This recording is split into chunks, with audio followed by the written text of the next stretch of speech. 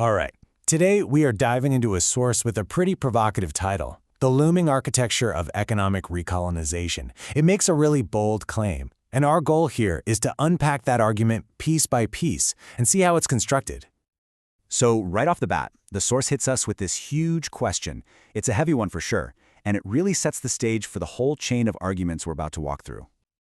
And there it is, the core argument, laid out in one single sentence. It's not just hinting at something, it's alleging a deliberate, structured economic takeover.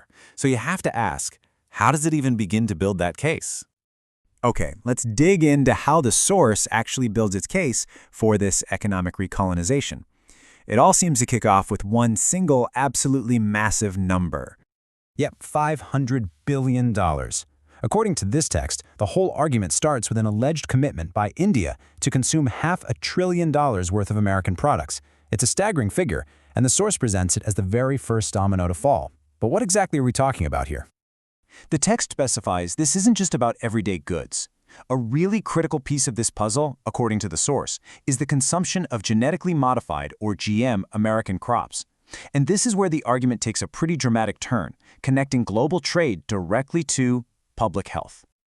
So you see, the source doesn't treat these as two separate topics. Instead, it argues there's a connected chain of events, something it calls the agro-health profit cycle.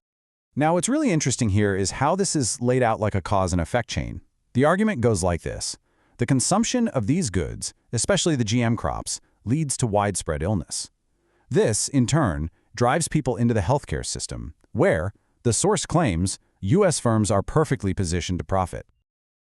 And the source gets very specific here. It's not just talking about getting sick in general. It's directly linking the consumption of GM crops to some really severe health risks. The crucial part of the argument isn't that this is an unfortunate accident, but that it's a predictable and profitable part of this cycle. So you might be wondering, how is this profit supposedly being captured? Well, the source points to a specific policy, an increased limit for foreign direct investment, or FDI. It argues this change opened the doors for U.S. companies to invest heavily in Indian hospitals and insurance, putting them in the perfect spot to benefit from the very health issues it just described. But the argument doesn't just stop with healthcare. The source claims this whole economic architecture stretches even further, right into the retail sector, and has some pretty profound things to say about the future of jobs in India.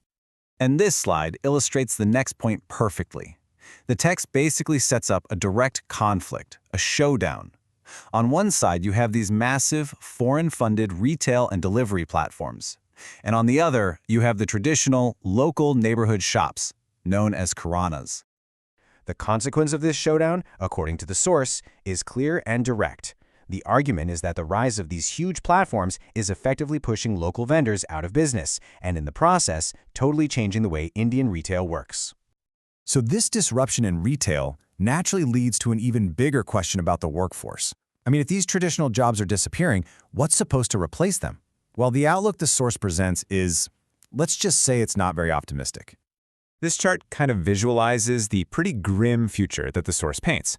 It's predicting a job market that's been hollowed out by automation, with tons of competition for lower-paying blue-collar jobs, and maybe most surprising of all, a big drop in the once booming tech sector. Yeah, that's the real bombshell here. This specific prediction about IT and software is huge because that industry has been a cornerstone of India's modern economy. The source is claiming that this engine of job creation is about to slow down, and slow down dramatically. So why? The text points to two main reasons. First, just widespread automation using AI and robotics across the board. But second, and this is key, it claims AI will start directly replacing those entry-level junior employee roles, the very jobs that have always been the first step on the ladder for millions trying to get into the tech industry. So after laying out this whole chain of events, from agriculture to healthcare to employment, the source brings it all together for a powerful conclusion, framing the entire scenario as a lose-lose situation for the nation. This table really just sums the whole thing up, doesn't it? According to the text, every single domestic group, from farmers and consumers to local vendors and workers, ends up on the losing side. In this narrative, there's only one winner: foreign corporations, who are alleged to be profiting at every single stage of the cycle. And this is the final thought from the source that ties it all together. It's a stark conclusion that pulls all the different threads of the argument into one single powerful claim of systematic economic extraction. So, that's the intricate web of connections the source material lays out, linking what's on our plates to the health of our bodies and the future of our jobs. It paints a picture of what it calls deliberate economic dependency. Now, while this was just one perspective on one country, it leaves all of us with a much bigger question to think about. What hidden connections are shaping the global economy for all of us today?